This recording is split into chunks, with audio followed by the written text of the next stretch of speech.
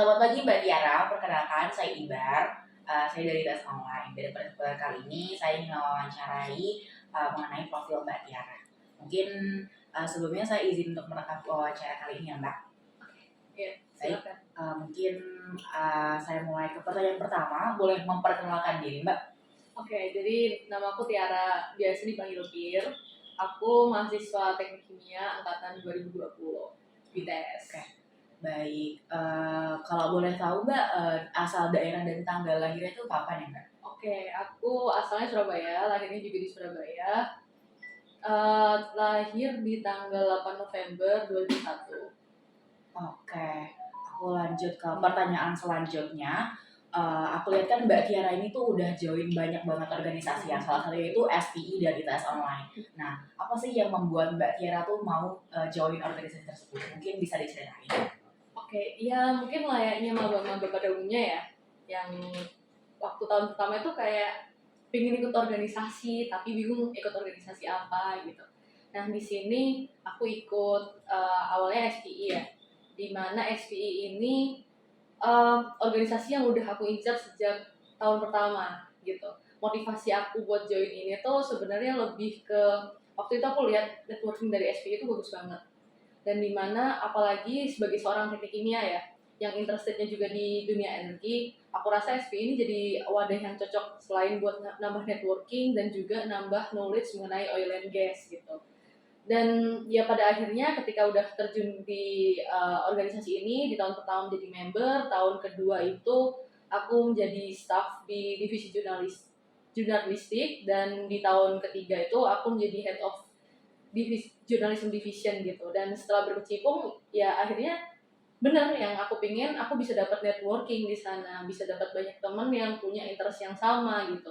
Selain itu juga waktu di tahun ketiga kan jadi head ya, itu bisa melatih leadership skill sih. Jadi aku di situ memimpin beberapa staff di journalism gitu. Oke, berarti selain mendapatkan knowledge tentang oil dan gas, Mbak Tir juga bisa mendapatkan skill lain kayak leadership, juga jurnalistik gitu. Berarti itu berkaitan juga dengan mengapa Mbak Tir mengikuti tes online ya Mbak? Iya benar. Jadi sebenarnya uh, awalnya tuh nggak ada passion sih di jurnalistik gitu. Tapi karena aku tuh pingin ngembangin komunikasi skill gitu kan. Jadi ya salah satu wadahnya adalah ITS online gitulah. Kok keterusan di bidang jurnalistik gitu di ITS online itu juga. Dan ya setelah masuk di ITS online ngerasain sih jadi berkembang lah skill komunikasi. Kan di ITS online kan banyak wawancara ya sama orang, jadi itu bisa mengembangkan komunikasi antar sesama gitu. Oke Mbak. Terus juga aku lihat-lihat ini Mbak Tir suka banget ikutan beberapa kompetisi dan lomba gitu. Okay. Nah, selain kesibukan yang ada di organisasi dan juga perkuliahan, nah mungkin bisa diceritain Mbak kayak awal mula berani ikutan kompetisi dan lomba itu kayak gimana? Oke, sebenarnya ini relate sama ini ya sebelumnya ya organisasi ya gitu. Awal mula ikut lomba itu sebenarnya waktu itu ketika aku menjadi member di SPI. SPI itu Society of Petroleum Engineer ya di ITS. Nah di situ waktu itu ada lomba antar member, lomba kecil-kecilan gitu. Di situ aku ikut tuh lomba cerdas cermat mengenai oil and gas, minyak dan gas gitu. Ikut bentuk tim 3 orang di situ. Dan akhirnya waktu itu kami bisa dapet juara 2 gitu. Ya meskipun lomba kecil-kecilan antar member, tapi itu tuh rasanya kayak kita puas banget. Wah, kita menang loh gitu. Itu secara tidak langsung meningkatkan kepercayaan diri kan. Dan dari situlah akhirnya kita berani terjun untuk ikut lomba-lomba nasional gitu, di skala nasional, di skala internasional gitu. Tapi ya awalnya nggak berjalan mulus sih emang, kayak kita sempat beberapa kali ganti tim, beberapa kali ganti jenis lomba sampai akhirnya ketemu nih yang pasnya di sini. Dan ya itu sih organisasi itu juga membantu banget dari segi apa ya, mencari lingkungan yang mendukung gitu. Dari situlah, dari teman-teman organisasi itulah yang akhirnya menjadi teman-teman di lomba gitu nantinya gitu.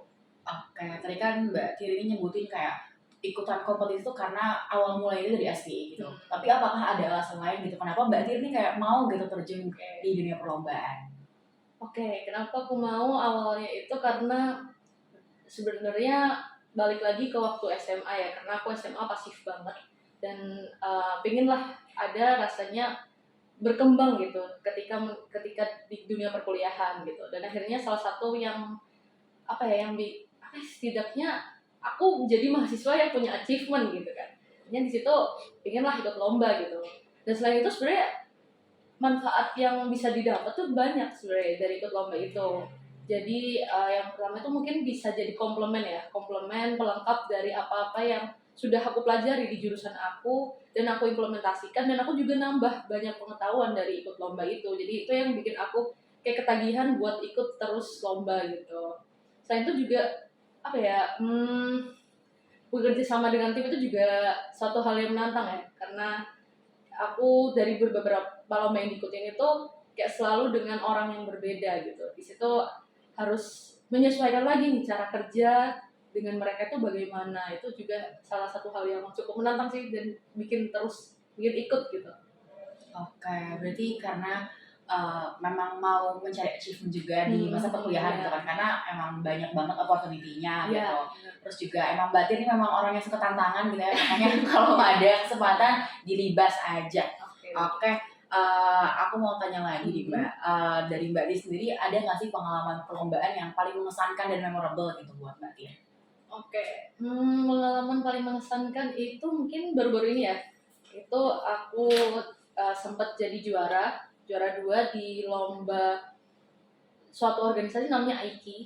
AIKI ini mengadakan AIKI yang ada di Indonesia ini, American Institute of Chemical Engineers, itu dari beberapa univ di Indonesia ini mengadakan sebuah asosiasi gitu untuk mengadakan perlombaan. Salah satu lombanya itu paper competition di situ.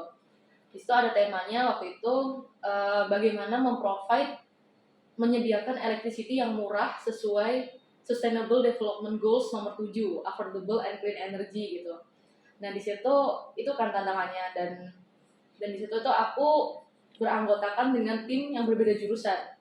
Waktu itu aku ambil tim dari sistem perkapalan, aku ambil tim dari teknik kelautan, aku ambil tim dari teknik fisika, dan aku sendiri teknik kimia. Dan ya itu beda-beda semua ya, itu cukup mengesankan sih sebenarnya.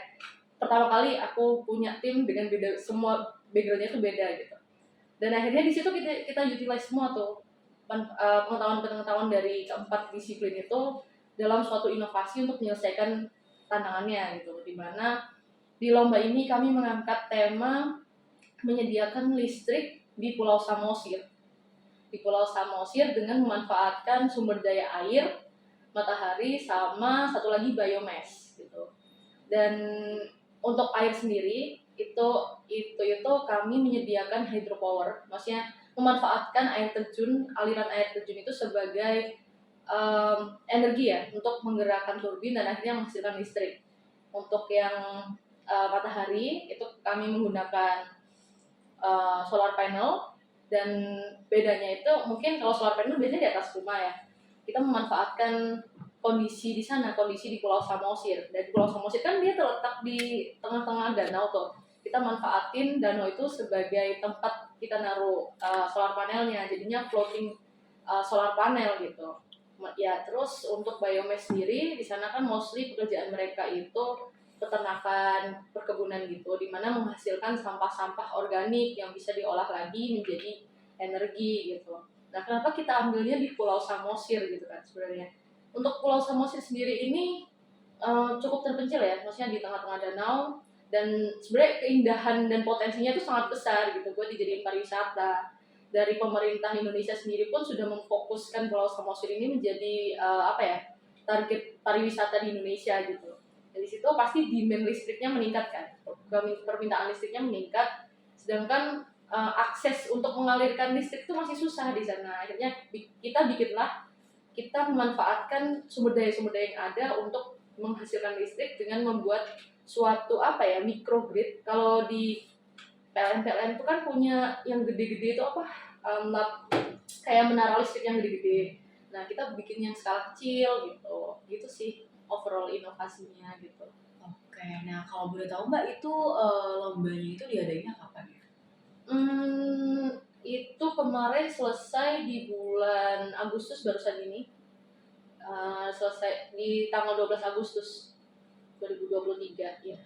Itu kan berarti inovasinya cukup kompleks ya Mbak. Nah, Mbak Tir dan tim ini kira-kira mempersiapkannya itu dalam waktu berapa lama ya Mbak? Untuk itu kita cukup singkat karena waktu itu kita baru saja dapat informasi lomba itu masih dibuka, dan jadi sekitar hamil 1 bulan ya sebelum lomba itu kita dapat informasi, kita coba apply, kita siapkan. Tapi sebenarnya dari 1 bulan itu kita gak manfaatkan semuanya karena ada tantangan ya, beberapa kesibukan tim-tim lain, maksudnya anggota-anggota lain ya. Jadinya kita siapkan secara intensif itu sekitar 2 minggu gitu. Dan untuk presentasinya sendiri itu cukup singkat, cuman 3 hari itu kita persiapkan filenya dan akhirnya presentasi gitu. Oke Mbak. Nah tadi kan Mbak Tir juga sempat menyinggung gitu ya, ada hambatan itu karena kesibukan dari anggota tim gitu. Nah selain itu apakah selama mempersiapkan kompetisi ini ada tantangan-tantangan lain yang harus Mbak Tir hadapi gitu? Apalagi kan anggotanya juga dari berbagai departemen yang berbeda. Oke, tantangan-tantangan lain. Sebenarnya kita juga baru ya, maksudnya baru memegang hal-hal seperti ini, seperti solar panel, biomass, dan floating PV. Meskipun ya ada sedikit korelasinya dengan studi-studi kita, tapi untuk implementasi secara real itu kita juga belum paham benar gitu kan. Dan akhirnya di situ jadi sebuah tantangan di mana kita juga belajar hal baru gitu.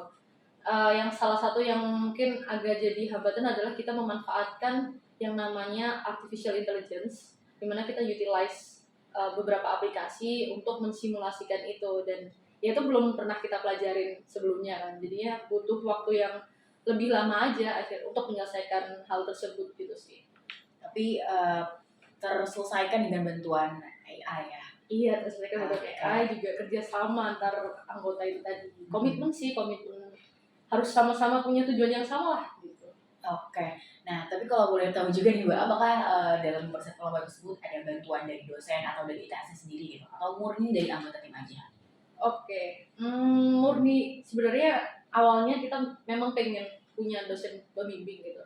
Tapi waktu itu timelinenya adalah di timeline liburan kuliah. Kita juga berbeda-beda daerah gitu ya. Jadi akhirnya kita putuskan, oke kita coba kerjain sendiri. Ntar nanti kita konsultasikan dengan senior-senior aja gitu. Belum sampai yang dosen gitu sih. Oke. Nah ini pertanyaan terakhir tentang lomba ini. Yang terpenting juga berhasil meraih penghargaan keberapa nih Mbak dalam perlombaan ini? Oke, yang ini maksudnya penghargaan keberapa? Ya juara gitu. Urutan. Ya. Urutan kedua sih, juara kedua gitu. Oke, itu berarti nasional kan ya? Iya, nasional, tingkat nasional, menggunakan bahasa Inggris untuk presentasi. Oke, aku lanjut ke pertanyaan selanjutnya nih Mbak. Nah, aku lihat-lihat juga nih kan Mbak Tiara nih sering banget gitu ya kayak kegiatan-kegiatan exchange ke luar negeri gitu. Jadi selain sibuk organisasi, lomba-lomba, ternyata Mbak Tiara juga berkecimpung di internasionalisasi. Nah, mungkin bisa diceritain juga nih Mbak, kayak awal mula bisa terjun di dunia internasionalisasi ini gimana? Kita terjun di dunia internasionalisasi. Sebenarnya nggak kompleks sih, banyak ceritanya gitu. Awal mula itu sebenarnya bermula dari kegagalan waktu tahun pertama. Jadi sekarang itu bukan kampus pilihan pertama aku.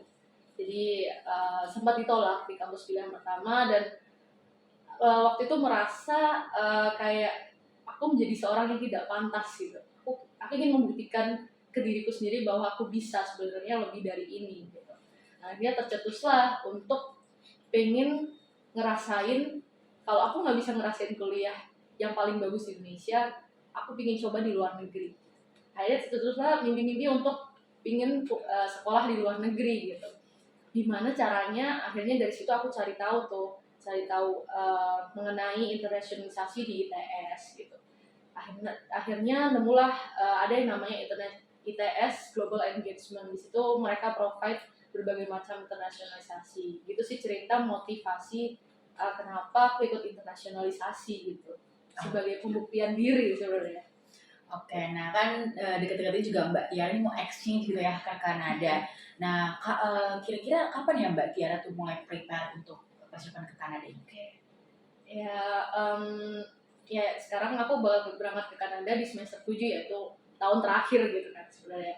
ya seperti yang aku sebutin tadi ya, aku udah mulai ada rasa cari tahu mengenai internasionalisasi itu sejak maba sebenarnya.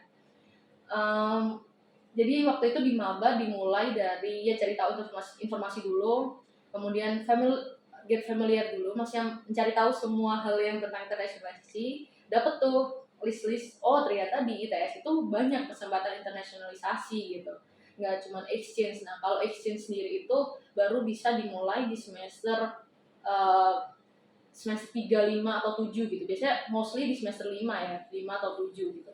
Oke, sebelum aku ke exchange, apa ya kira-kira yang aku bisa lakuin gitu biar nanti mempermudah aku keterima exchange di semester 5 7. Akhirnya aku ikutlah program-program kecil dari ITS Global Engagement tadi, kayak apa ya, short program gitu bersama partner-partner universitas partnernya ITS. Di situ banyak sih program-program di situ, dan apa ya, manfaat ikut program-program itu ternyata ada gitu. Mereka membantu aku untuk akhirnya dapat exchange ini. Jadi waktu exchange itu aku bisa ceritain nih kalau aku ternyata udah punya pengalaman international exposure dengan beberapa universitas gitu. Aku sudah familiar dengan internasionalisasi gitu.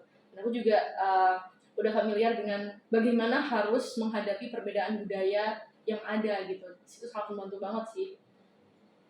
Nah, terus satu hal lagi sih sebenarnya, masalah bahasa Inggris gitu. Ya, betul. Kayak bahasa Inggris itu kan pasti orang-orang tuh, aku ngerasain banget ya. Jadi mungkin banyak dari maba-maba juga yang ngerasa, aduh nggak pede nih ikut exchange, bahasa Inggris aja nggak bisa gitu kan.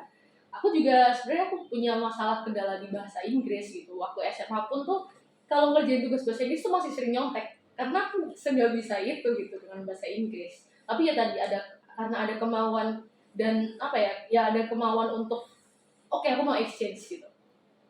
Dan bahasa Inggris ini menurutku bukan jadi halangan gitu. Bahasa Inggris bukan sesuatu yang oke kamu terlahir nggak bisa bahasa Inggris gitu, tapi ya sesuatu hal yang bisa dirubah gitu kan. Dan akhirnya dari situ aku waktu itu masuknya melalui jalur SNMPTN ya, jalur undangan, dimana aku punya waktu 6 bulan lebih nganggur kan. Dan di situ aku manfaatin buat improve bahasa Inggris aku.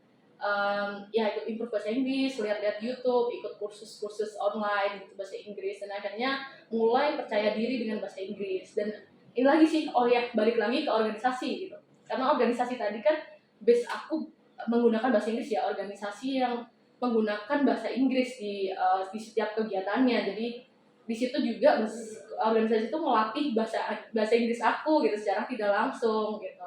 Dan pada akhirnya yang harus dipersiapin itu tadi bahasa Inggris, dan jangan lupa buat ambil sertifikasi bahasa Inggris, itu yang paling penting sih. Dan kunci aku tuh sebenarnya itu di sertifikasi bahasa Inggris. Waktu itu aku ambil tes namanya IELTS buat menilai kemampuan bahasa Inggris, itu aku ambil di semester 4, dan itulah jadi kayak golden ticket buat kamu daftar di setiap program yang ada di ITS GE gitu sih, Global Engagement ya GE.